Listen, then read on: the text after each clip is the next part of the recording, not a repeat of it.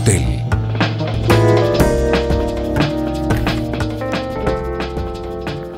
Muy buenas noches, bienvenidos a esta casa, no es hotel.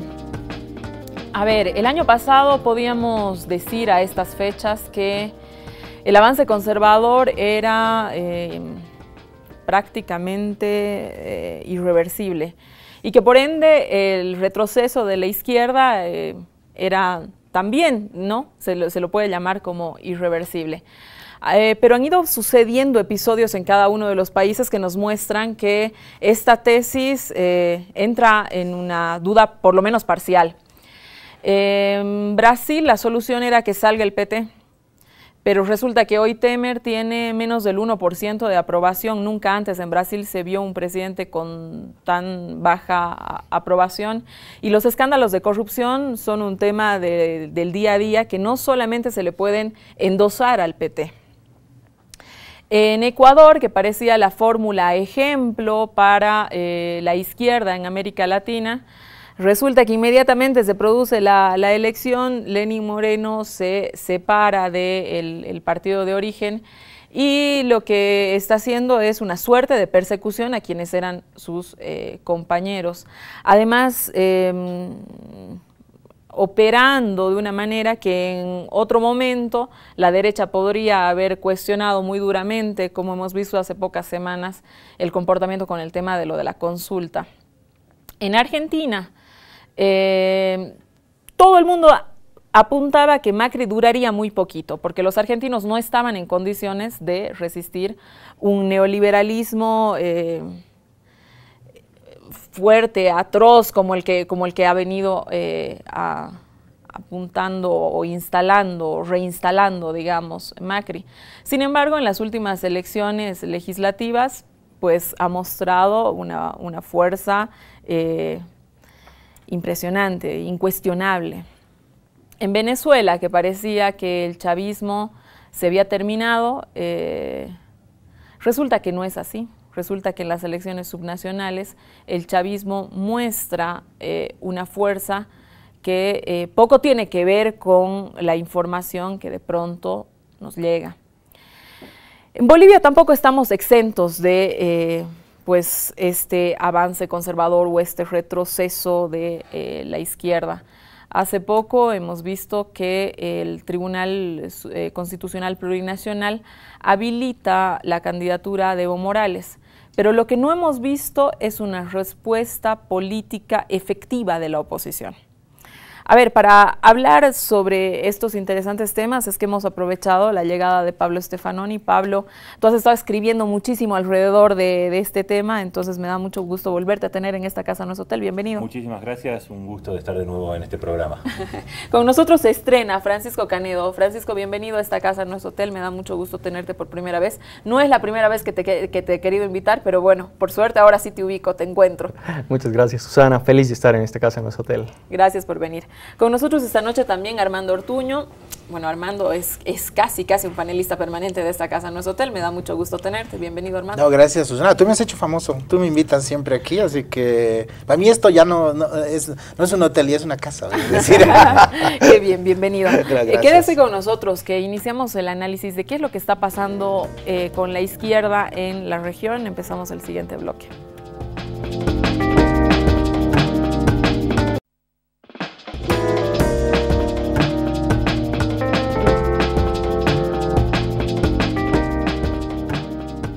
Volvemos a esta casa, no es hotel. A ver, Pablo, como resultado de la salida del PT en Brasil, el kirchnerismo en Argentina, los problemas que ha tenido Venezuela, los problemas que ahora mismo está teniendo el correísmo, claramente, ¿no?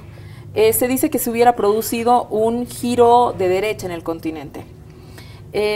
¿Tú crees que se trata de un fenómeno real o más bien crees que se trata de un apunte, de una afirmación de origen ideológico?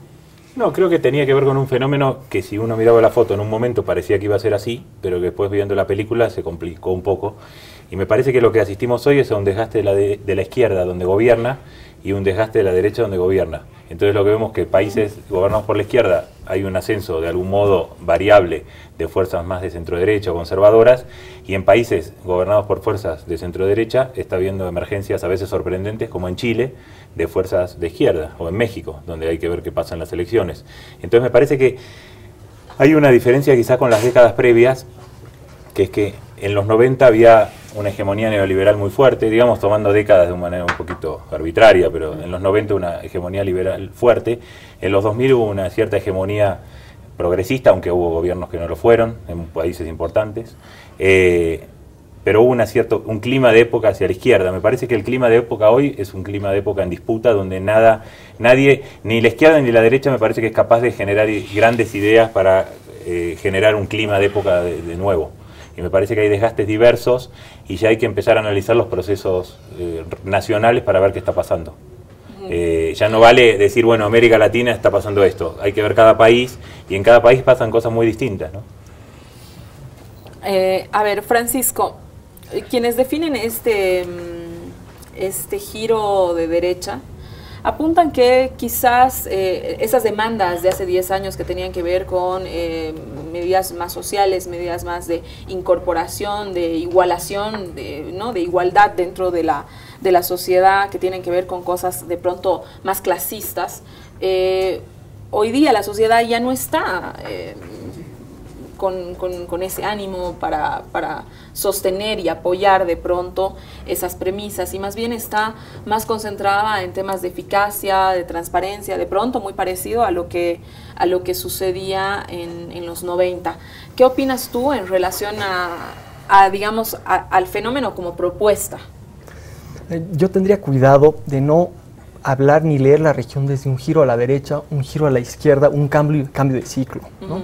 Y diría que hay que ser cuidadosos ahí, porque al final los referentes de hace 5, 10 años siguen siendo los mismos referentes. El centro político, el centro discursivo político, sigue copado por el mismo proyecto de hace 10 años, ¿no? O de hace 15, si tú quieres. De lo que sí creo que se puede hablar es de un agotamiento del proyecto transformador, ¿no? Y ese agotamiento del proyecto transformador no pasa solamente porque había un recambio en los líderes, ¿no? Además grandes líderes, sino que tiene que ver también con un cambio en el ciclo económico, y quizás lo que te está alimentando, o donde anida esos movimientos que parecen telúricos pero todavía no son, esos movimientos está en la economía, ¿no? Por supuesto, no es lo mismo ser progresista cuando puedes redistribuir en la base pero sin afectar a los de arriba, que tener que redistribuir afectando otros intereses, ¿no? Entonces, yo me quedaría primero con esa idea, ¿no? No creo que estemos en el momento de hablar de un giro a la izquierda, un giro a la derecha, o de un cambio de ciclo político, ¿no? Los referentes se mantienen, si hay una rotación de liderazgos, y esa rotación de liderazgos te modifica la agenda, pero el núcleo, el nudo, el hueso, el nervio, el referente, el referente tanto de política pública como de gestión sigue siendo más o menos lo mismo. Cambian los énfasis, pero el referente sigue siendo el mismo, ¿no? Por eso, insisto, cambio de ciclo, no creo. A ver, Armando, voy a ir a lo que apuntaba Francisco en el tema económico. Desde tu perspectiva, ¿cómo han hecho estos gobiernos en el tema de la administración de esta riqueza? Porque había un boom económico en los últimos 10 años que evidentemente ha beneficiado a toda la región, a los países productores en particular, ¿no? Una empresa pública que se administra bajo el modelo de los 60, de los 70, o ha dado una nueva forma de pronto de administrar la cosa pública. A ver, yo creo que coincidiría con Pablo y con Pancho en el sentido de que yo creo que estamos más bien en una etapa transicional. Es decir, estamos en un periodo en el que creo que la gran pregunta no es tanto si la izquierda o la derecha están en crisis, sino cómo la política latinoamericana va a hacer frente a unos cambios en los contextos económicos. Ahorita me voy a referir a ese punto, pero yo diría que no es solo lo económico, creo que hay unos cambios en la capacidad de la política de conectarse con la ciudadanía, de hablar con y de recoger las nuevas demandas socioculturales que empiezan a aparecer. Creo que por eso, para mí, por lo menos, el gran mensaje es que lo que está en cierto sentido en crisis, me parece, en América Latina, pero ahorita vamos a ver sus novedades, es una crisis en la capacidad de todas las fuerzas políticas de replantearse un programa económico que vaya más allá de la política redistributiva y de aprovechamiento del boom, digamos, económico, que fue el rasgo de los últimos 10 años. Entonces yo creo que hay un vacío, yo completaría lo que dice Pancho.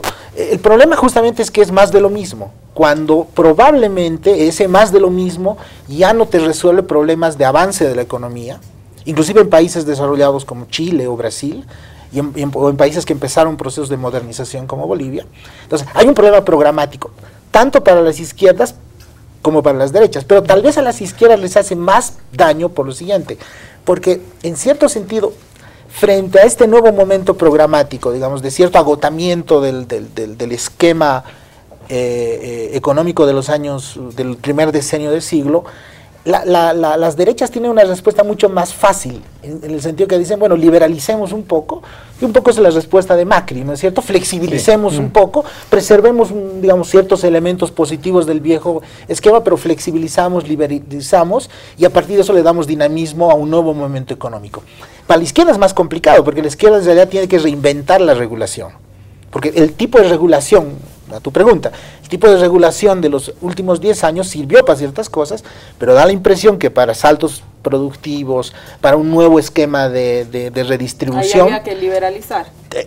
Es que esa es mi gran pregunta. Yo no sé si la respuesta es liberalizar, si no tal vez desde las izquierdas es replantearse un nuevo regulacionismo de otro cuño para esta nueva etapa. Pero el problema es que las izquierdas no están encontrando eso, y en ese sentido el discurso de derecha a ratos es más fácil, porque al final el discurso de derecha es, bueno, dicen aprovechemos lo que se ha avanzado en estos 10 años, preservemos las políticas sociales, eso, y de paso demos flexibilidad, modernicemos cosas, y con eso se relanza la economía, ¿no es cierto? Por eso es más fácil probablemente para estas expresiones, digamos, entrar en este momento. Pero estamos viendo que algunas de ellas, por ejemplo, en el caso de Chile, en el caso del Perú, están teniendo incluso problemas, porque no es tan fácil.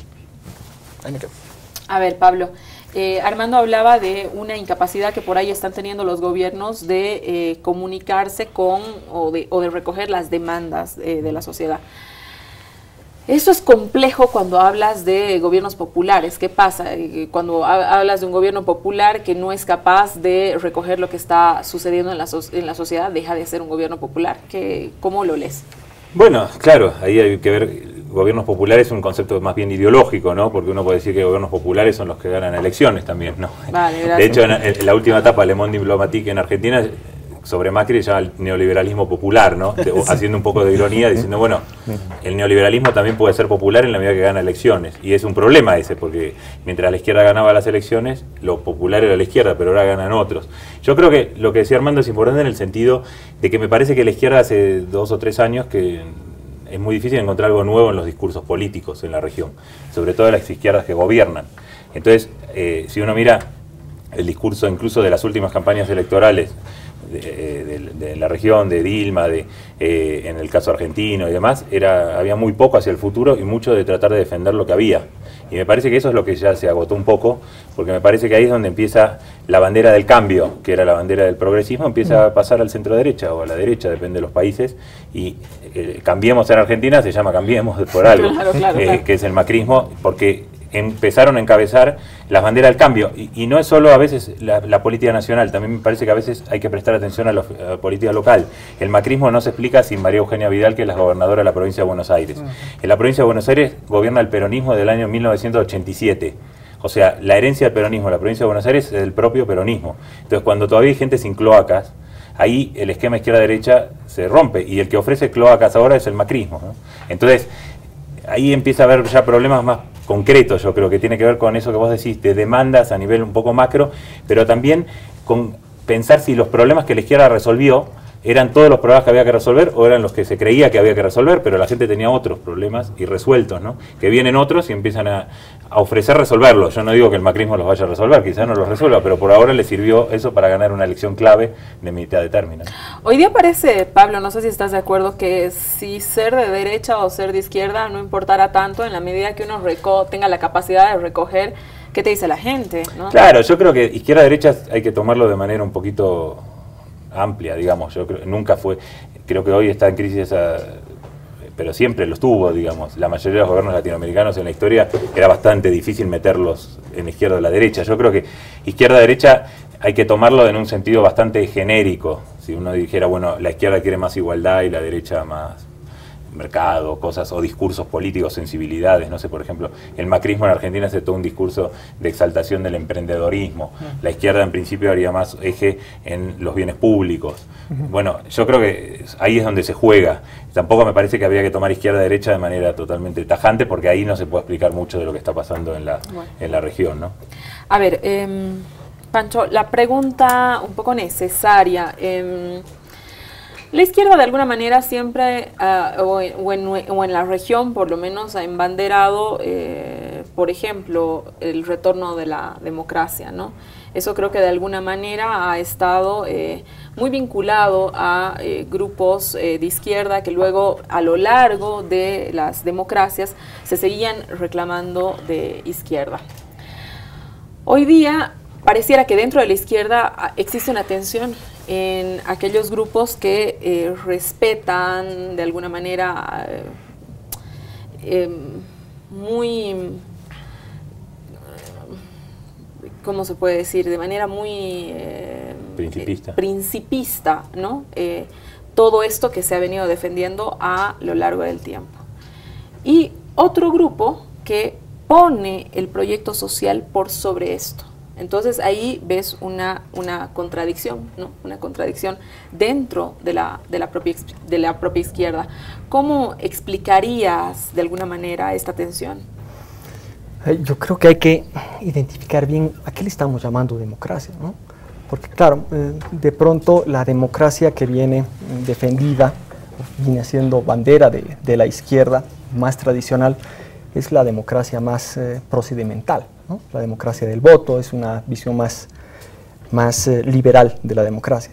Pero yo creo que hay otro bloque de izquierda que plantea otro tipo de democracia, que no necesariamente es la democracia radical, pero sí que tiene que ver más con la demodiversidad, ¿no? Con esta idea de que no hay una democracia, sino que son varias democracias que conjugan, concilian un contexto, y en ese juego, en ese construir discurso a partir de las distintas formas de democracia, también se instrumentaliza la democracia, ¿no? O sea, porque claro, en Bolivia tenemos la democracia comunitaria, la democracia representativa, tenemos la participativa directa, y dependiendo del momento, dependiendo del contexto, pues podemos sacar un tipo de democracia o la otra. O sea, ha pasado hace unas semanas con el presidente, ¿no?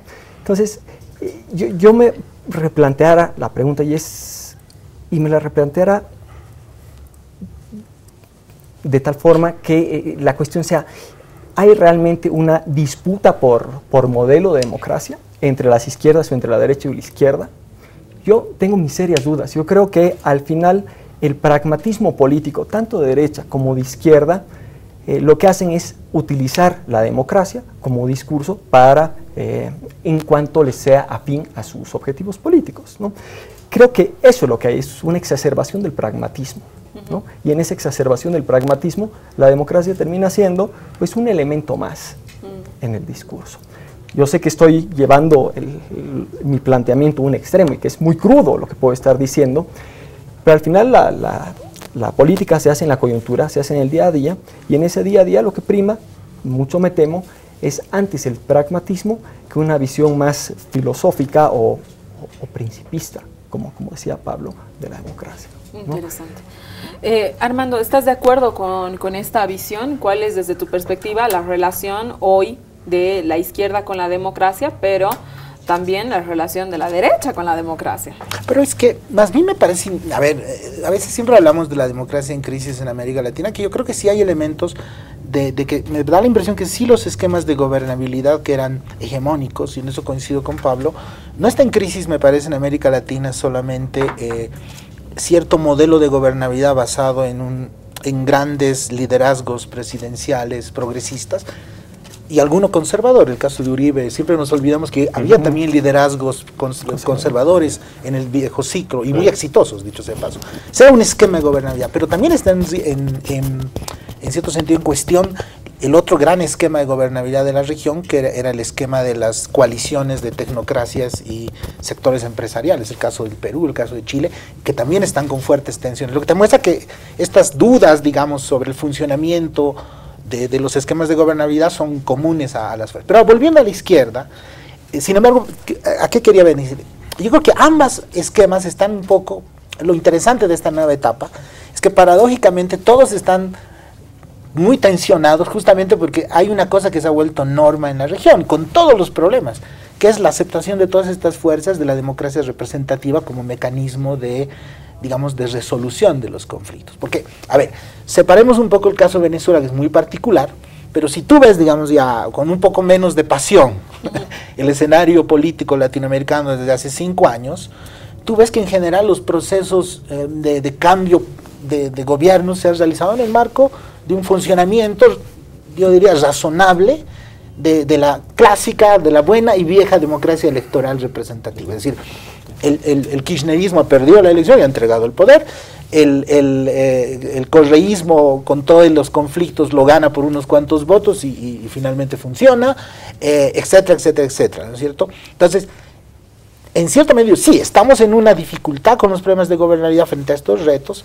pero me da la impresión que también empezamos a darnos cuenta que el funcionamiento de la democracia representativa, que siempre fue un tema de discusión en las izquierdas, hasta qué punto las izquierdas, y creo que siempre es tenso, creo que ese problema que tú decías, tú ves incluso en la raíz cultural de la propia izquierda boliviana, no necesariamente todas las raíces de la izquierda boliviana son raíces particularmente simpatizantes con la democracia representativa clásica. Siempre había una tensión en la izquierda con la democracia representativa, sí. Pero me da la impresión, con esto acabo, de que en eso sí sería positivo. Yo creo que globalmente en la región tú ves que en general la izquierda ha asumido eso, con tensiones por supuesto, pero también te debo decir que la derecha creo que también, y de hecho creo que el éxito del macrismo y otras fuerzas nuevas de centro derecha tiene que ver con que hay también una mayor claridad de las derechas, de decir, la vía es la vía electoral para los cambios de gobierno y la competencia por las preferencias de los ciudadanos. Pablo. Sí, de hecho la izquierda habló históricamente de la democracia burguesa, lo cual implicaba un apellido de algún modo a la democracia que la ponía en un lugar y no se quería esa democracia burguesa. Ahora es verdad que después de la redemocratización de América Latina, la mayoría de las izquierdas, por lo menos una gran parte de las izquierdas con posibilidad de gobernar, asumieron la democracia, y ahí hay una tensión que todavía pervive, yo coincido, que es la idea, el debate, si se pueden o no hacer cambios profundos en democracia. Me parece que ese es el nudo del debate. Si las instituciones son solo límites para los cambios o son también lugares donde hay que disputar. O de pronto las normas, claro, o las reglas que están puestas en la democracia, dicen, hay bueno, que respetar o no esas reglas, o son puras reglas conservadoras, y lo que hay que hacer es un gobierno directo del pueblo que prescinda de la institucionalidad, que es lo que sostiene una gran parte, porque efectivamente una gran parte de lo que llamamos hoy la izquierda en realidad viene de un origen más bien populista o nacional popular, y el populismo en general tiene una visión más bien de una especie de gobierno directo del pueblo, y una desconfianza y una hostilidad muy fuerte a lo que son las restricciones institucionales o constitucionales. Entonces creo que ahí vale la pena ese debate, porque es cierto que hasta ahora los intentos de superar la democracia liberal con otras fueron peores que la democracia liberal, con lo cual creo que es un debate serio, digo, en los países que lo hicieron, no fue el caso de América Latina, pero en otros países del mundo, que se intentó decir, bueno, en la democracia liberal ya está, hay que hacer otra forma, en general fue peor, tuvo todos los problemas que tenía la democracia liberal, y en general no tuvo sus méritos, ¿no? Con lo cual, eso es un debate que creo que es importante, como un debate más bien estratégico, ideológico y también de principios, ¿no? Pero ¿qué pasa desde tu perspectiva? ¿Por qué las izquierdas que han estado en gobierno y además gobiernos fuertes, por favor, o sea, ¿no? Con una aceptación por encima del 60% en casi todos los casos, ¿no? No ha podido darle un giro a esto que reclama por ahí estas instituciones que de pronto son caducas para empezar a ejecutar políticas, pero ¿qué es lo que ha pasado? Y pareciera que el debate le toca darlo el momento en el que está pues en retroceso, Bueno, ¿no? es cierto también que lo que se mencionaba antes, mientras estaba el boom de las materias primas, había poco incentivo para cambiar el modelo económico, por ejemplo. Cuando bajan las materias primas hay más incentivos para hacerlo, pero hay más dificultades, con lo cual siempre es un poco eso.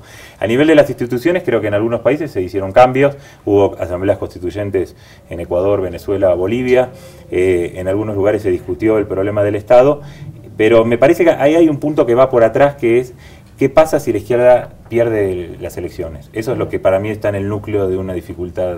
Hay países que son más institucionales, digamos, si pierde el Frente Amplio en Uruguay, nadie piensa que va a haber ningún problema, lo entregará el poder. En Argentina el kirchnerismo entregó el poder, pero hay países, sobre todo los del bloque del ALBA, donde eso es un problema. Sí. La idea de que perder el poder es una catástrofe, o sea, perder las elecciones es una catástrofe, porque si uno se está jugando ahí la revolución, efectivamente perderla. Entonces ahí hay un núcleo para debatir que me parece que es muy importante, porque efectivamente hay desgastes que yo creo que tienen que ver no tanto con los fracasos y todo eso, también con el tiempo. La gente se cansa de los liderazgos y vota a otro. Y eso es así, le pasa a Angela Merkel ahora. Va por la cuarta elección, ya empezó, ahora no puede armar una coalición, le fue peor. Le está pasando a Putin en Rusia, pese a ser un líder muy fuerte, que empieza a sentirse un desgaste. Yo creo que después de 10 años, 15 años, cualquier líder empieza a tener un desgaste porque la gente empieza a cansarse simplemente. Yo creo que pasa algo muy prosaico. Empieza a cansarse de ese liderazgo. Entonces ahí me parece que hay un debate a la izquierda que es ¿qué pasa si se pierden elecciones? ¿Se puede tolerar eso o hay que buscar la forma de que eso nunca pase por vías forzando un poco las instituciones? Pero quizás yo agregaría una cosa interesante. Yo creo, viendo históricamente, ¿no? Yo creo que las izquierdas, paradójicamente, fueron en cierto sentido, se dejaron impresionar con un dato interesante, es decir, el tipo de victorias electorales que tuvieron en los primeros años de siglo, les permitieron tener, paradójicamente, con los mecanismos de la denostada democracia representativa, un poder político impresionante, claro, prácticamente hegemónico, ¿no? Al punto entonces que tú podías decir, bueno, que yo básicamente con los mecanismos de la democracia representativa yo tengo todos los elementos para poder controlar. Lo que creo que en cierto sentido le hizo cierto daño, porque le impidió pensar en una innovación, por ejemplo, en los mecanismos de democracia, porque al final, con la comodidad del control del poder, que lo tuvieron, digamos, y además no por razones ilegítimas, sino ratificado por grandes votos, entonces yo creo que eso hizo que probablemente tuviera menos tendencias a tratar de hacer innovaciones democráticas. Sí. El problema, como dice Pablo, es que en algún momento esas supermayorías, que siempre son excepcionales, empiezan a reducirse, y en el mejor de los casos tú ya puedes ganar por 1 voto y 2 votos, y con esquemas de gobernabilidad más complejos donde tienes que enfrentar el problema de la pluralidad, que ese es el otro problema. Muchas izquierdas, desde ese poder, no entienden o se les dificulta mucho gestionar la diversidad, y en algún momento incluso preocuparse de que en algún momento ellos pueden ser minoría. A ver, ahí voy a ir contigo. Una fórmula que parece haber funcionado dentro de estos gobiernos de izquierda que de pronto han sido exitosos, que han tenido gran poder, gran apoyo popular y todo aquello, ha sido las alianzas con las élites. Pero, como ha sido en el caso del Brasil, parece que eso inmediatamente se acaba el interés, ¿no? O veo la forma de terminar con esta alianza. O sea, ¿tú crees que para un modelo exitoso de izquierda está necesariamente casado con la alianza con las élites? Hablando del tema de Brasil, y por ahí podemos hablar del tema también de Venezuela, que al final no se terminaba de casar con la élite, ¿no? Nunca se casó. La reproducción en el poder demanda tener capacidad política y demanda tener acumulación de poder. Entonces, por supuesto que necesitas por lo menos una coincidencia programática, una coincidencia de objetivos mínimos con las élites, ¿no? Y lo vemos en Brasil. O sea, Temer no llegó solo. ¿Con quién llegó Temer a Brasil? Llegó de la mano de Dilma. O sea, no fue que fue votado Temer para que esté, no, llegó de la mano de Dilma. Entonces, pensar el PT sin Temer y el Partido de Brasil es imposible. Lo mismo pasa en Nicaragua, ¿no? ¿Por qué Ortega tiene la capacidad que tiene de reproducirse? Y de reproducirse además con ciertos niveles cómodos, diría, de apoyo popular. Porque la élite económica pues, permite que haya la reproducción social también, ¿no? Algo similar pasa en el país, ¿no? En Bolivia tenemos también mucho de eso, ¿no? Finalmente, la ampliación de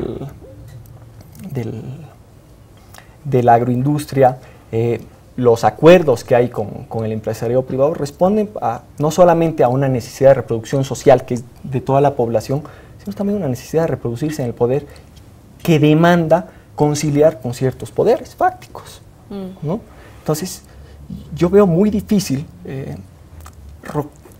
que un proyecto político pueda reproducirse en el poder si no está, por lo menos, si no encuentra un modus vivendi con las élites. Mira lo que pasó en Venezuela. En Venezuela, buena parte de lo que pasa es eso. Nunca se logró congeniar a esa élite tradicional, conservadora, pónganle los adjetivos que quieran, con la revolución del siglo XXI. Y ahí, Pablo, la repregunta para ti. Esta fórmula de tener una alianza con las élites, ¿se trata de tener una capacidad de gobernabilidad o también esto se puede traducir en votos? Porque si fuera así, no se explica que se haya perdido el referéndum del 21 de febrero en Bolivia.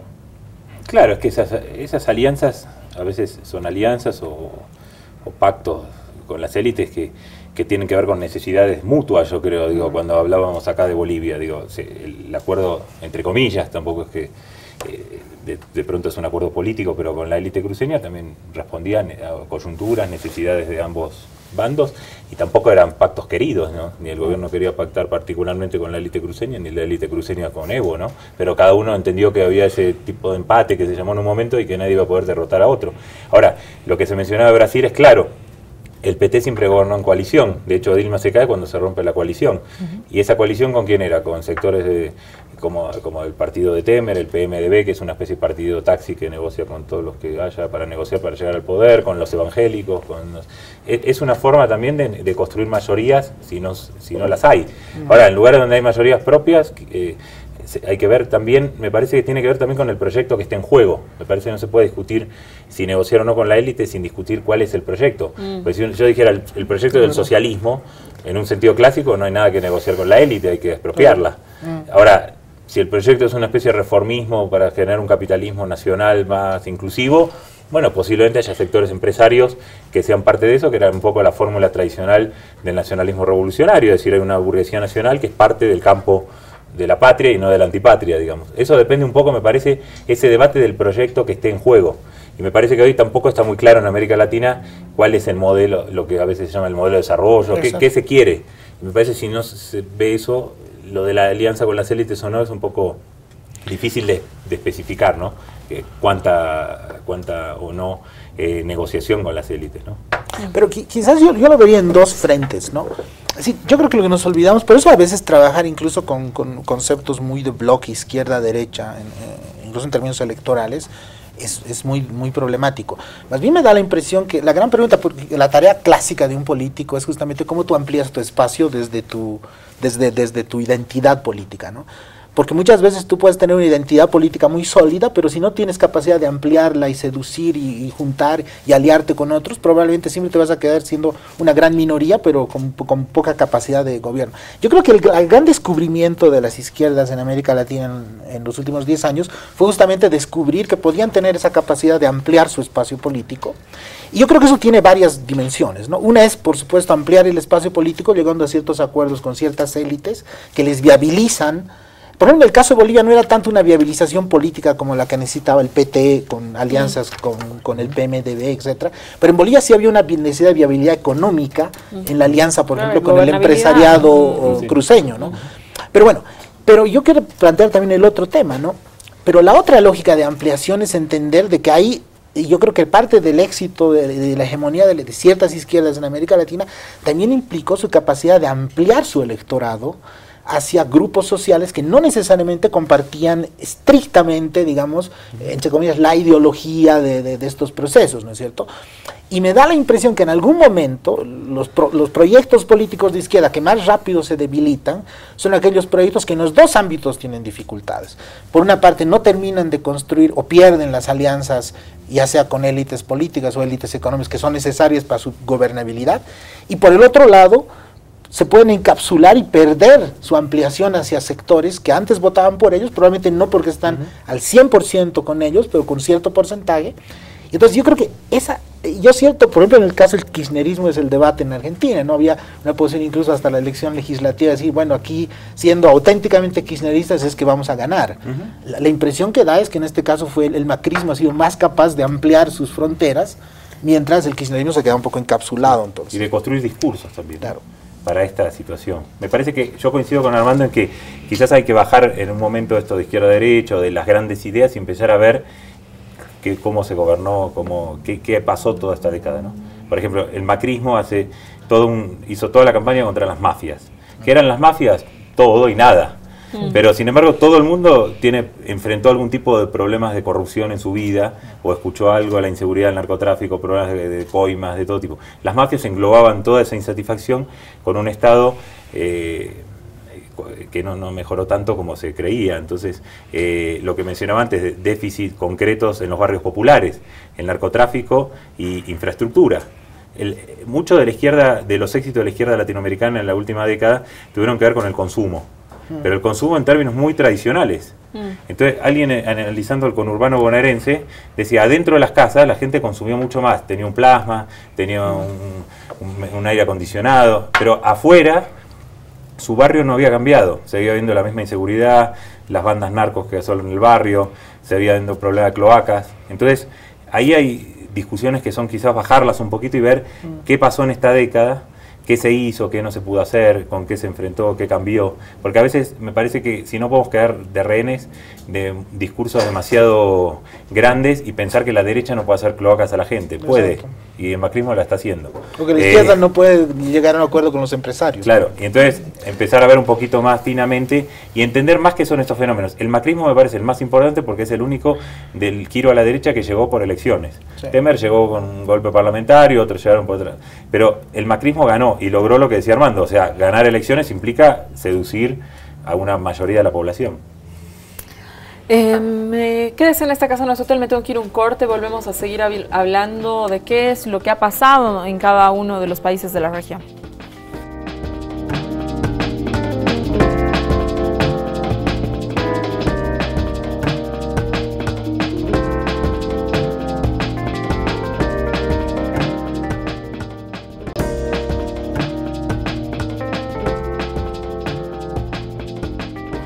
Volvemos a esta casa, nuestro hotel, que seguíamos en el corte aquí sin poder parar. Pero a ver, seguimos el diálogo. Francisco, uno de los casos que ha causado mayor desprestigio a la izquierda en la región de pronto ha sido la administración económica en Venezuela, sin duda alguna. Esta administración, esta forma de administración económica en Venezuela, ¿responde meramente a principios de izquierda?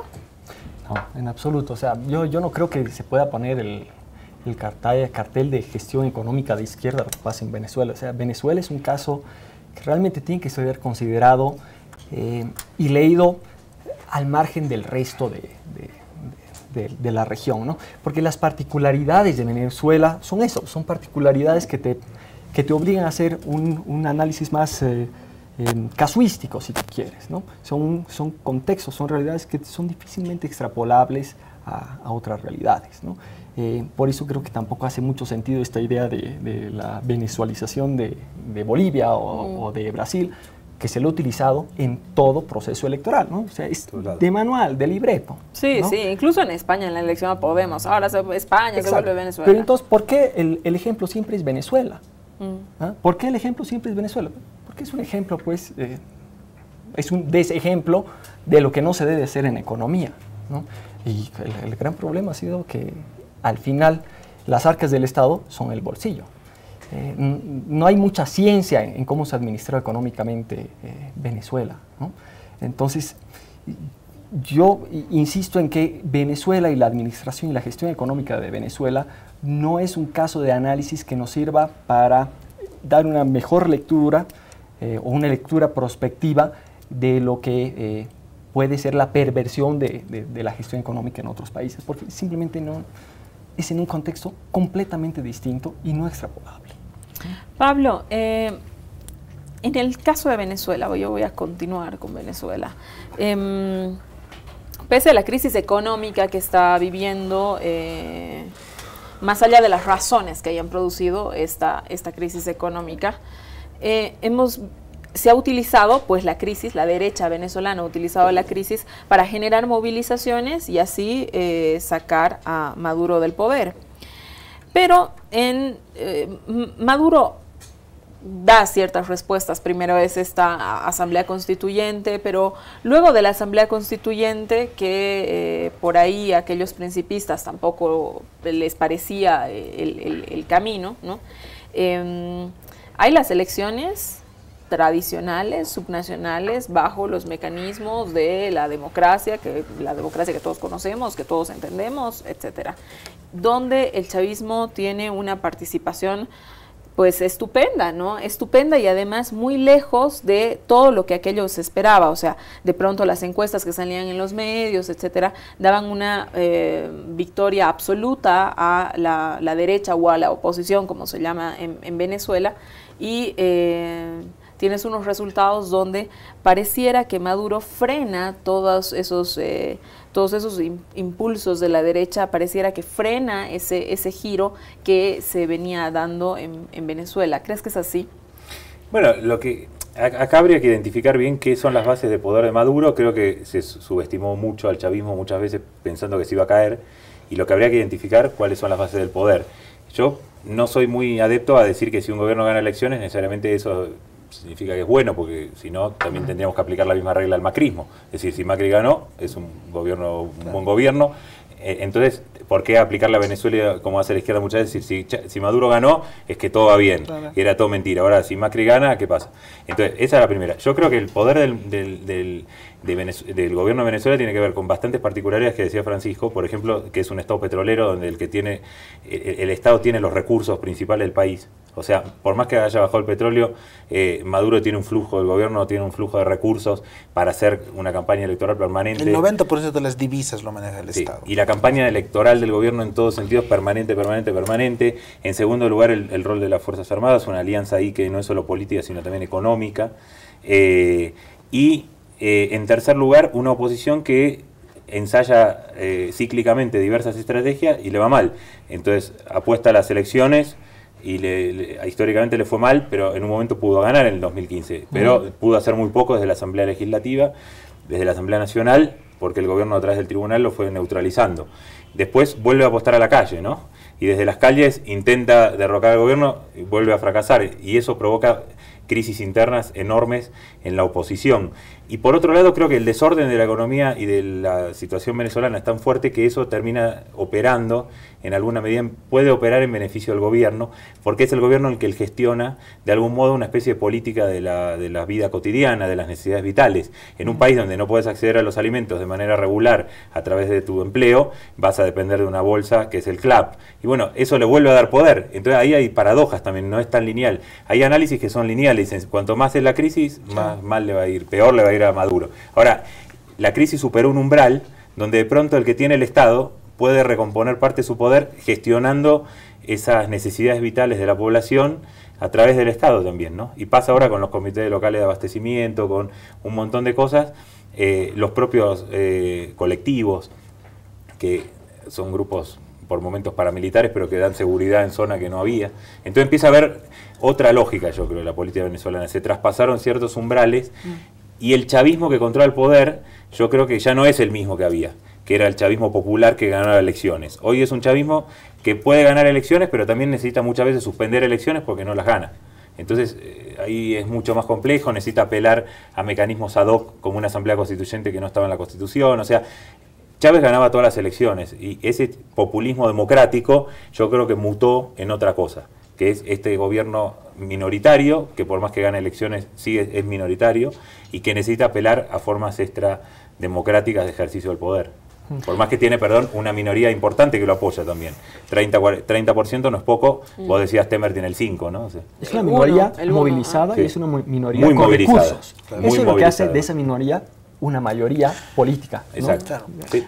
Ahora, lo interesante en el caso, yo creo que también es un caso atípico por muchas características y por muchos límites institucionales que se han cruzado ahí, y que yo creo que en cierto sentido sí es un contraejemplo, porque son cosas de que probablemente sí tenemos que tener mucho cuidado, de que hay ciertos límites que no se pueden cruzar de ambos lados, ¿no es cierto? Porque yo creo que ahí es un juego perverso entre dos fuerzas políticas que yo creo que a la caída del esquema de gobernabilidad de Chávez, yo creo que más bien lo que viene después es un enorme vacío, y es por eso que son otros esquemas los que definen el poder, porque yo creo que ahí tú tienes un vacío entre una minoría, como tú dices, que con ciertos esquemas de poder puede mantenerse, pero también, y hay que decirlo, una oposición con una enorme incapacidad para construir política, que es probablemente lo que sí hace Macri, ¿no es cierto? Entender, y yo creo que ese es un mensaje también para las izquierdas y derechas en América Latina, mira, no hay una linealidad entre mientras más peor va la economía o más peor va la institucionalidad, entonces hay cambio de gobierno. Y eso incluso lleva a ciertas fuerzas a creer que mientras más peor las cosas vayan, mejor para mí. Lo que estamos viendo en el caso venezolano es que al final mucho de la dinámica de la política importa finalmente. Y que puede que tú construyas un escenario horrible, disque para cambiar de régimen, y al final lo que te produce es más bien un infierno más grande, ¿no es cierto? Claro, para que la gente todos. se aferre a eso. Exacto. Pero eso nos llama la atención, creo que un dato importante. A mí me da la impresión que las izquierdas y derechas están hoy en América Latina como una enorme necesidad, ambas yo creo, y eso es un buen dato tal vez, de responder realmente al electorado. Al final es eso lo que está determinando en este momento, es decir, y es un electorado cada vez más volátil, son ciudadanos cada vez menos comprometidos con visiones absolutas de derecha o izquierda, y entonces que plantean constantemente a las fuerzas políticas retos, ¿no es cierto? Y estamos viendo el caso de Chile mismo, por ejemplo, ¿no? El Frente Amplio, ¿qué es? Y coincido con Pablo, a veces tal vez no, por eso tenemos que tal vez separarnos de estos grandes bloques duros, ¿no? Izquierda-derecha. Bueno, el Frente Amplio son gente que hasta hace unas semanas uno hablaba que el Chile de la modernización capitalista estaba contento, ¿no es cierto? Sí. Bueno, nos hemos dado cuenta que dentro de ese Chile de la modernización capitalista había gente que estaba endeudada, gente que tenía dificultades, y ese es un tema, entonces no, entonces ya no quiero esa historia, o quiero otra cosa. O capaz movilizaciones masivas contra las FP. En Chile hay un movimiento que no salió tanto en América Latina, pero moviliza de pronto 100.000 personas contra el sistema de jubilación privado, ¿no? Y todo eso se fue como canalizando hacia estas nuevas fuerzas como el Frente Amplio. O capaz también un grupo de la sociedad o estos nuevos grupos, los millennials y toda aquella generación que empieza a necesitar menos del Estado, por lo tanto lo mira menos, no sé. Ahora, yo tengo una duda, ¿sabes? Que yo sí creo que hay una cosa que es complicada, que es un gran tema de la izquierda, y que probablemente en América Latina no estaba tan en la agenda, tal vez sí en países más desarrollados, que es lo siguiente, es interesante. Sí, la modernización social te lleva naturalmente a cierta lógica de mayor individualismo y de mayor relajamiento, o por lo menos de recomposición de los vínculos sociales. Es decir, las viejas estructuras colectivas en cualquier sociedad en modernización empiezan a debilitarse, los sindicatos, las asociaciones. Es decir, no estoy contando aquí nada que no haya pasado y que la literatura de ciencias sociales te cuenta un montón. Pero creo que lo importante de esto para la izquierda es interesante. Por lo menos para la izquierda latinoamericana, creo que durante mucho tiempo la identidad política de la izquierda latinoamericana se basaba muy bien en una fuerte apelación a lo colectivo, a lo público, y lo concreto dentro de lo colectivo y lo público era que la fuerza de la izquierda era las organizaciones sociales, los movimientos sociales, como decimos en Bolivia. Es decir, el poder de la izquierda, hasta en discurso, surgía de ese mundo. Ahora, ¿qué pasa en sociedades donde crecientemente esas estructuras, por razones sociológicas y de modernización, se empiezan a debilitar? Entonces viene la gran pregunta: ¿es posible ser de izquierda a partir de valores individuales más fuertes, ¿no es cierto? Y de reclamos de libertad y de autonomía personal más fuertes o con nuevos tipos de comunitarismo? ¿Sí? ¿Cómo la izquierda procesa eso? Que es una gran pregunta, porque ahí probablemente se te está más que esta especie de millennials que ahora son más, yo creo que es más esta transformación, porque yo te diría que además esos nuevos individualismos requieren protección del Estado, requieren una acción pública, pero yo no sé si la izquierda está pudiendo tener ni el lenguaje para hablar con esos sectores. A ver, pero Pablo, tú hablabas del crecimiento de la izquierda en Chile, y pareciera que lo que ha sucedido en Chile en la elección, ¿no? Está Beatriz con un 20%, enfrentara marcara el éxito de una izquierda por ahí un poco más radical que la izquierda políticamente correcta, donde ha tenido que hacer alianzas y gobernar en el marco de alianzas, y que parece que el votante, estas irrupciones, le apuntaran más por ahí a una cuestión un poco más radical. ¿Qué opinas? Sí, ahí yo creo también que hay que ir desarmando un poquito eso. Muchas veces estas nuevas izquierdas lo que tienen como mérito es tener líderes jóvenes que de algún modo se presentan contra la vieja clase política. Pasó eso en Podemos en España, ¿no? En Chile el contexto era una crisis de la concertación, que fue la alianza entre socialistas y democristianos que hicieron la transición. Eso se desarmó, de hecho la democracia cristiana sacó 5,9% ahora. Un gobierno de Bachelet que empezó con muchas ansias de reforma y no las pudo hacer, y además terminó muy debilitada, con mucha más popularidad fuera de Chile que adentro, aunque dejó planteadas varias reformas. Entonces yo creo que esa suma de problemas y de desgaste de la centroizquierda tradicional habilitó que algunos de esos votantes se fueran hacia fuerzas nuevas, pero habría que ver bien en estas fuerzas cuánto gente los votó por ser de izquierda y cuánta gente por ser nuevos. Claro. Un poco fue por las dos cosas, obviamente no se puede separar porque son de izquierda, pero tampoco habría que abusar, yo creo, ideológico. Ahora sí creo que el Frente Amplio expresó esto que decía antes.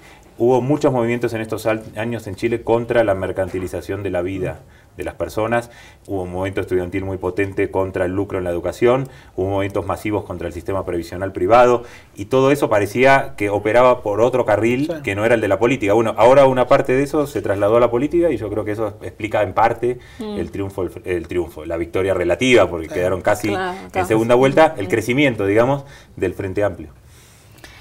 A ver, Francisco, el tema de Ecuador, eso es interesantísimo de ver, ¿no? Parecía que el correísmo le estaba dando un ejemplo a todas las, a todo el resto de las izquierdas de la región, ¿no? Decir, bueno, aquí está el tema de alternancia, tenemos el nuevo candidato, vamos a ir todos en apoyo al nuevo candidato, etcétera. Las peleas mortales empezaron en la campaña. Realmente el candidato que tenían al frente, Lasso, era, no sé, por ahí tan temido que... Eso en realidad es que más que una campaña correcta del correísmo, lo que favoreció parece que fue el candidato que tenían al frente, ¿no? Bueno, pasa todo ese episodio y uno dice, bueno, las cosas se ordenarán, ¿no? Pero resulta que no, y resulta que Lenín Moreno ha roto completamente con Correa, unos tweets cada vez más subidos de tono, ¿no? Y ahora mismo en el tema de lo de su consulta, pareciera que Lenín va a saltar un poco lo que dice el Tribunal Constitucional. Eso pareciera que está avalado por todo el anticorreísmo, que era justamente que criticaba estas medidas cuando venían de Correa, ¿no? Entonces, ahí está pasando algo interesante. Las tensiones propias que están teniendo dentro de gobiernos que por ahí han acumulado mucho poder han sobrepasado los límites de la derecha. El caso ecuatoriano realmente es fascinante en el momento que está, ¿no? La llegada de Correa, el retorno de Correa a Ecuador ha generado un terremoto más todavía, porque esta semana la convención de Alianza País, me parece, donde se van a replantear la dirigencia al interior del partido. Y Correa en discurso llega para eso, ¿no? Pero al final, de fondo, ¿qué está haciendo Correa? Está yendo a defender su espacio. Su espacio. Ahora, ahí Lenin ha sido inteligente, primero en poner en la capacidad que ha tenido de marginar a Glass, ¿no? Claro, Glass, el vicepresidente, se marginó solo porque, bueno, por los temas de corrupción, ¿no? Pero Lenin lo manejó muy bien, ¿no? Entonces, eso le dio una pequeña, un apoyo, un pequeño trampolín ético, ¿no? Por un lado. Pero por otro lado, Lenin está teniendo la capacidad de hacer lo que hizo Correa al inicio, que es articular, ¿no? Articular a las bases. pero no solamente articula a las bases de izquierda, que son tradicionalmente de izquierda, sino que ha tenido capacidad de acercarse a grupos conservadores, ¿no? Y es lo que decía Armando hace un rato, o sea, la capacidad de seducir y de construir sumando facciones es al final lo que te determina tu espacio de lo posible en política. Entonces creo que Lenin está jugando de forma inteligente sus cartas, pero lo que tiene al frente es un tremendo animal político, ¿no? Y el correísmo es fuerte y va a seguir siendo fuerte en Ecuador, eso sin duda. Entonces ahí la pregunta es, ¿por cuál de ambos se va a decantar la base, ¿no? Pero en el ecuatoriano, como dice Pancho, pero para mí por lo menos yo siento que hay como dos tensiones que aparecen en eso, y que creo que son tensiones que están enfrentando todas las izquierdas en América Latina, y que no las están necesariamente resolviendo bien desde mi punto de vista, ¿no? La primera tensión para mí es el tema que tiene que ver con lo ético y con la gestión de los problemas de corrupción, sobre todo en aquellas que han tenido gestiones de gobierno largas, ¿no?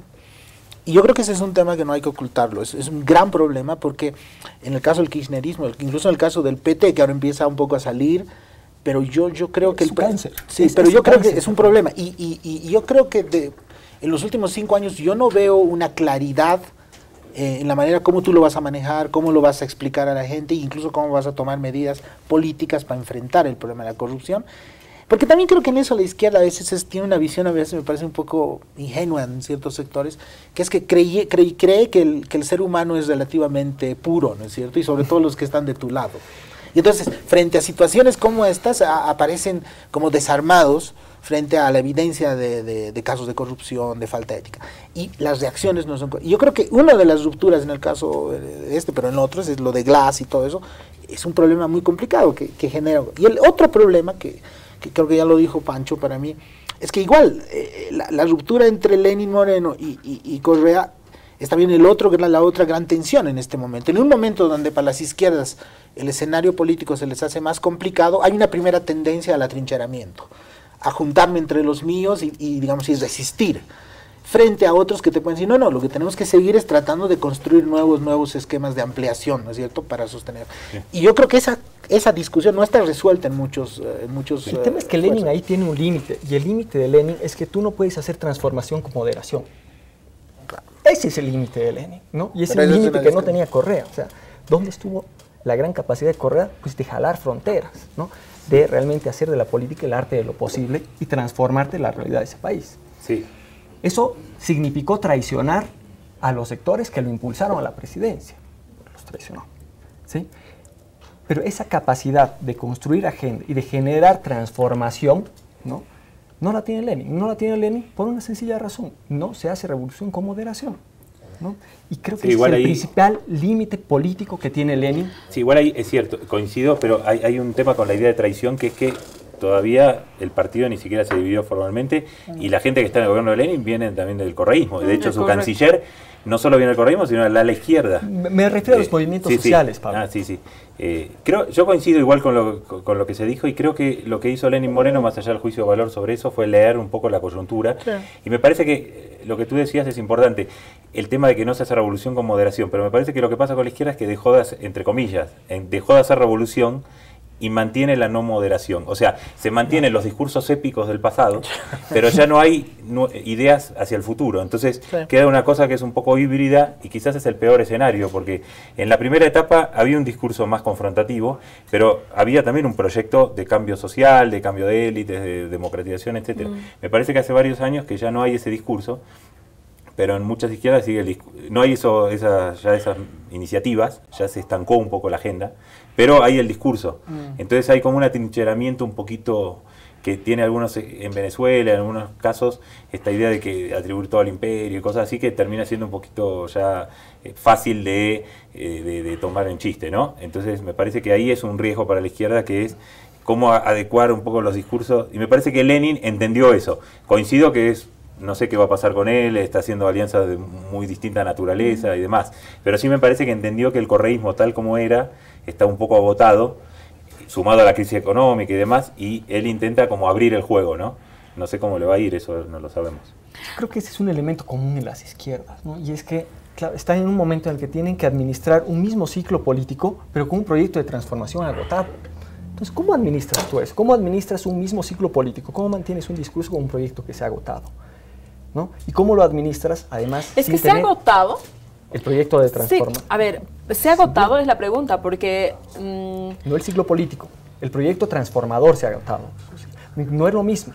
No pero, es lo mismo. a ver, ¿en qué sentido? A ver, precisemos, es que lo que pasa es que para la izquierda, otra vez, pero es un tema también de la cultura política de la izquierda, ¿no es cierto? Digamos, si yo fuera un conservador liberal, el valor de la estabilidad es muy importante para mí, y es un argumento electoral potente y político, ¿no? Si yo garantizo la estabilidad de este país. Para un discurso de izquierda es muy complicado que ese sea tu principal elemento de valor, ¿no es cierto? Aunque efectivamente es muy importante, porque eso también la izquierda no puede perderlo, ¿no es cierto? Si algo aprendió la izquierda en 10 años es su capacidad de gobernar y construir gobernabilidad y estabilidad. En eso estamos de acuerdo. Y que no se puede transformar también. Pero atención, si solamente te quedas con un discurso de que yo garantizo la estabilidad y la gobernabilidad y no tienes un salto adicional, entonces, se ponen, te digo, si fueras un liberal conservador probablemente es suficiente, sí. Pero desde la izquierda es más complicado solo basarte en esos principios. Y como yo decía al inicio, el gran problema probablemente ahorita de las izquierdas es que ese modelo transformador, ¿dónde está? Y yo creo que ese modelo transformador daría un pasito más. La izquierda no lo está pudiendo construir porque no creo que todavía esté leyendo adecuadamente los propios cambios que se han producido en estos años. No, creo que sumado a eso, yo creo que Correa expresó de alguna manera en estado más puro un tipo de discurso también, muy confrontativo, soberbio, que después de 10 años... que en el kirchnerismo era parecido. Se cansa, ¿sí? Cristina, por eso sí, Correa yo creo que es en estado más puro, ¿no? Pero después eso se repitió y... me parece que también hay un cansancio social frente a ese estilo político. El macrismo hizo justamente de su campaña electoral, asesorado por Jaime Durán Barba, este gurú ecuatoriano y otros, tratar de ser la contracara de ese discurso, de la idea de la cercanía con la gente, del político que escucha. Por ejemplo, el macrismo hizo la mitad de su campaña con la idea de que escuchaban a la gente. Exacto. ¿Frente a qué? A los políticos que supuestamente no escuchan.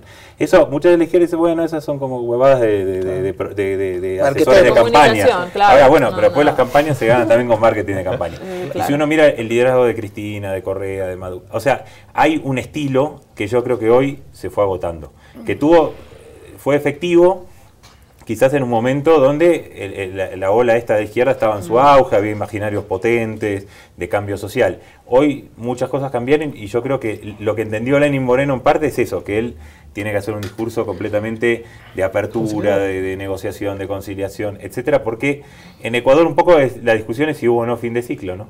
Si el fin de ciclo fue dentro del correísmo o finalmente de Lenín Moreno va a mantener muchas de las cosas que hizo el correísmo, no se sabe. Pero a ver, yo te voy a hacer una pregunta, porque como estás fuera, ver cómo lo ves, Pablo.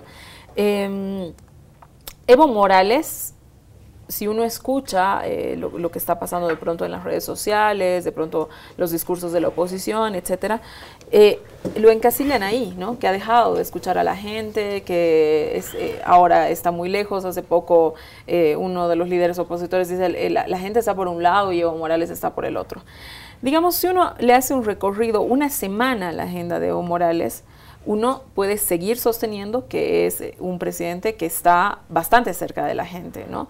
Que va a todos los pueblos, que va a las inauguraciones, que se sienta, que almuerza, que le pasan el proyecto, que se reúne con los movimientos sociales, o sea, es decir, sigue habiendo esta dinámica de relación tú a tú con la población, ¿no? Pero de pronto aparece un Evo Morales, ¿no es cierto?, que es arrastrado, mejor dicho, por, digamos, un poco esta sensación de lejanía. O sea, si tú preguntas si uno de los candidatos opositores o uno de los líderes de oposición, Carlos Mesa, Tuto Quiroga, Samuel Doria Medina, ha ido alguna vez a la mitad de la cantidad de pueblos que ha ido Evo Morales o ha tenido una relación tan cercana con la gente como la ha tenido Evo Morales, rápidamente podrías responderte que no.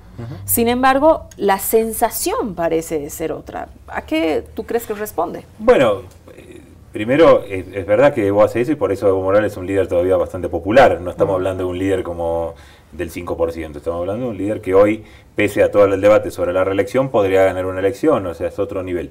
Ahora, me parece que ahí lo de escuchar habría que definir bien qué es escuchar. Escuchar a veces es una idea, no es que alguien escucha. Yo creo que tiene que ver con un tipo de discurso que quizás se agotó, un tipo de discurso repetitivo, la falta de ideas nuevas.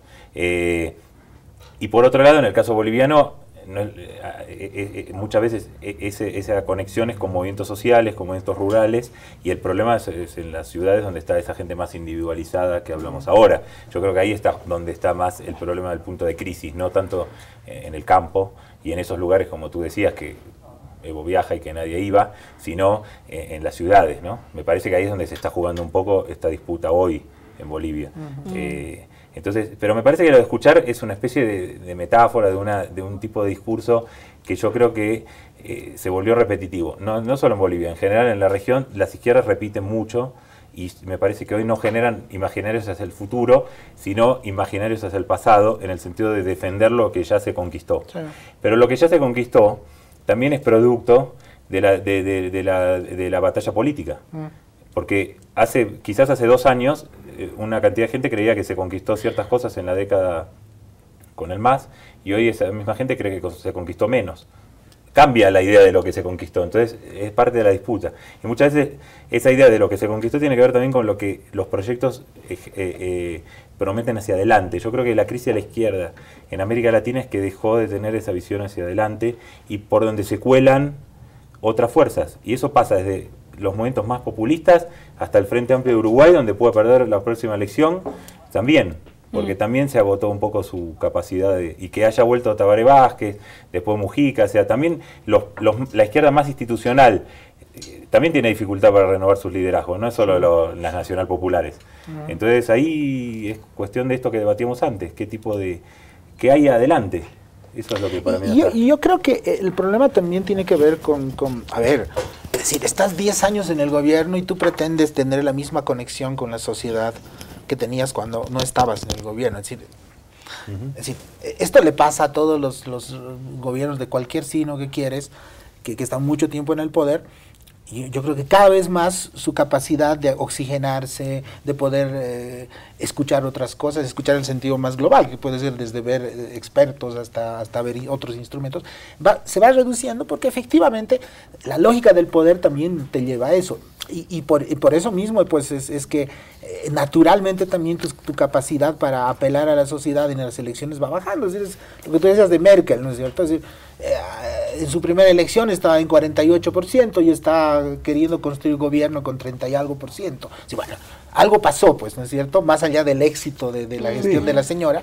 Que entonces, lleva 12 años. Pues. Que lleva 12 años, dicho de paso. Entonces, hay un problema, yo creo, natural en la gestión del poder que te va agotando. Ahora, pero yo creo que el drama, sobre todo, es un poco también lo que es decir, claro, tú dices, Evo no escucha, pero comparado a los otros es mejor. Sí, pero el problema de fondo yo creo que es más bien la desconexión de la gente frente a todos los liderazgos políticos que entiende que no los están representando o que no están considerando algunos de sus problemas, ¿no es cierto? Y yo creo que ahí sí, en el caso del MAS, sí hay un problema de fondo, me parece, que es también cierta visión mítica que tú te has construido sobre tu base y sobre la fuente de tu poder electoral, ¿no es cierto? ¿Y cuál es, ya lo he dicho, cuál es la visión mítica, ¿no? El mito es, esto son las organizaciones sociales, los movimientos, y es cierto sí. Hasta cierto punto, ¿no es cierto? Pero esa visión mítica pero que naturalmente mismas esas podrían tener una mutación y eso no estaría mal y sería natural, sí. Es decir, con todas las transformaciones, con toda la inyección económica, con todos los nuevos accesos, lo natural sería entender una transformación en esa base social. Claro, el problema es cómo tú gestionas las nuevas prácticas. No en su relación con el MAS. O sea, no hay que olvidarse que el MAS es más IPSP que MAS. Y cada vez es más IPSP que MAS. Es estructura orgánica, pero no electoralmente. Pero, ¿cuál es la base electoral del MAS? Son la gente que constituye el... Yo ya tengo unas cosas. Yo creo que, bueno, pero podemos discutir al margen de eso. O sea, ¿cuál era la gran fortaleza del MAS? Era que era MAS, pero también era IPSP. ¿Sí? Es decir, lograba lo que tú decías, seducir a cierto electorado que te ampliaba la capacidad política. ¿No? ¿Qué ha pasado? Que Evo no escucha a la gente. Pues, lo que yo puedo leer es que Evo lee a la misma gente todo el tiempo, ¿no? Y ahí es donde viene el fallo, porque claro, estás escuchando a un grupo de electores y electoras que ya están convencidos, pero estás perdiendo tu capacidad de sumar. Estás perdiendo tu capacidad de sumar porque te has cerrado a escuchar voces críticas, incluso dentro de tu partido, Susana, ¿no? Entonces, esa cerrazón del MAS, que, claro, me imagino que es muy instintivo institucionalmente, ¿no?, para protegerse, pero al mismo tiempo está significando una reducción en su capacidad de seducir, y esa reducción en su capacidad de seducir es también una reducción en su capacidad de hacer, ¿no?, en sus posibilidades, en su potencial político, si tú quieres, ¿no? Entonces es bastante más complejo que si escucha o no escucha, es a quiénes y cómo escucha. ¿Tú crees, No, coincido con eso, y es cómo se van de algún modo oxigenando los proyectos y cómo se va, que es el viejo debate, de cómo se van también logrando que la transformación social y los proyectos de largo plazo no dependan de liderazgos permanentes. Es un poco lo que enfrenta hoy la izquierda, porque las dos formas enfrentan problemas. Los liderazgos, la reelección enfrenta problemas, y como vemos en Ecuador, las sucesiones o de Dilma tampoco resuelven la cosa. Entonces, bueno, hay que tratar de ver. Bueno, tampoco podemos, hablamos de, o sea, también Chávez, ¿no? Maduro, a ver. Sí. Me tengo que ir a un corte, volvemos ya con las conclusiones de cada uno. Quédese en esta casa, no es hotel.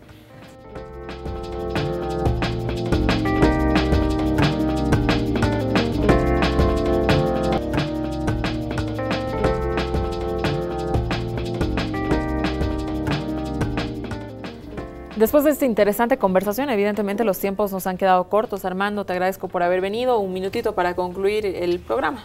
Sí, yo creo que a mí me queda una sensación. A mí me parece que el gran mensaje es que el juego político en América Latina está en cierto sentido todavía en la mesa, ¿no es cierto? Los procesos y una nueva etapa política en América Latina todavía tiene que recomponerse. Entonces hay cosas que se van a discutir. Y yo creo que hay dos retos en esa discusión, por lo menos, y que para la izquierda son muy importantes. Para mí, lo primero es realmente cómo renuevas un proyecto de izquierda, redistribucionista, pero al mismo tiempo capaz de dar un salto en esta nueva economía, en esta nueva sociedad que ha surgido. Y creo que ahí hay una necesidad, un trabajo intelectual y un trabajo de lectura de los cambios sociales, que probablemente en medio de la discusión táctica no se está realizando, y que sin eso va a ser muy difícil darse una proyección. Ese es, yo creo, un primer tema. Y el segundo tema, que está un poco asociado a eso, pero es más sociocultural, yo diría, es cómo las izquierdas pueden entender que es en la pluralidad que tienen que construir su futuro, y eso implica también tener diferentes maneras de conversar con gente que a veces es muy diferente a lo que tú mismo te imaginabas que era la izquierda, o digamos, las fuerzas que estaban en la izquierda hace 10 años. Si tú resuelves esos dos elementos, vas a ser una fuerza política relevante en el nuevo siglo, y si no, obviamente vas a entrar en decadencia, ¿no? Francisco. Ay, yo me quedo con la idea de que las izquierdas están gestionando el ocaso de un ciclo, ¿no? Y lo están gestionando el ocaso de un ciclo con un proyecto transformador agotado, ¿no? Y por lo tanto, lo único que queda es empezar a pensar en construir alternativas, y no me refiero a alternativas políticas como siglas, sino a proyectos de transformación alternativos que respondan mejor a un nuevo contexto que se va a abrir, no te digo mañana ni de aquí a 2 años, posiblemente de 5, 7 años, pero que hay que empezar a mirarlo ahora mismo, ¿no? Porque ahí está, en esa capacidad de saber ver y construir en este momento la futura alternativa, es que va a encontrar la izquierda su espacio de reproducción en el poder. Porque si no, ahí sí vamos a tener un cambio de ciclo fundamental, y va a ser el retorno de la derecha. Es como un tema. Segundo tema, agradecidísimo de estar invitado. La próxima vez, Susana, tiene que haber tú y más mujeres en este panel. Ten la seguridad que las buscamos, mi querido. Por suerte, como dice Karina Herrera en Comicios Mediáticos, esta casa no es hotel, es el único programa de estas características dirigido por una mujer, producido por una mujer y pensado por una mujer. Pero no suficiente. No, por supuesto que no. Todos los domingos las buscamos, ten la seguridad. Pablo, para concluir. Sí, creo que un elemento importante de este contexto me parece que es que las izquierdas no se atrincheren, no se queden cómodas con esa idea de la resistencia contra el contexto hostil, que vaya debilitando esa visión más hegemónica que tuvieron las izquierdas y su capacidad para leer los momentos políticos. Me parece que las izquierdas latinoamericanas, en su sentido amplio que las nombramos acá, leyeron bien la crisis del neoliberalismo de los 2000, y ahora me parece que el desafío es leer bien este momento de transición que es un poquito más confuso que vive toda América Latina. Y en ese sentido me parece que lo peor sería como tratar de replegarse sobre sí mismas y tratar de resistir contra viento y marea como sea, sin ver la necesidad de reconquistar un poco esos entusiasmos ciudadanos que le dieron vida en esta década. Bueno, yo les agradezco a los tres, realmente creo que le han hecho una asesoría política impagable a los partidos de izquierda y de derecha. Y bueno, para nosotros ha sido sumamente interesante tener esta lectura de qué es lo que está pasando con la realidad en Bolivia y en Latinoamérica. Pablo, te agradezco haberte dado tiempo de venir en esta. Gracias. Yo sé que estás en una agenda de viaje medianamente apretada, que estás presentando un libro, una revista, una serie de cosas, y de verdad te agradezco que te hayas dado tiempo de estar conmigo. El gusto es mío y muchísimas gracias. Gracias, Armando, gracias, Francisco. Muchas gracias. Y gracias a todos ustedes por habernos acompañado. Quédese con la programación de ATV. Muy buenas noches.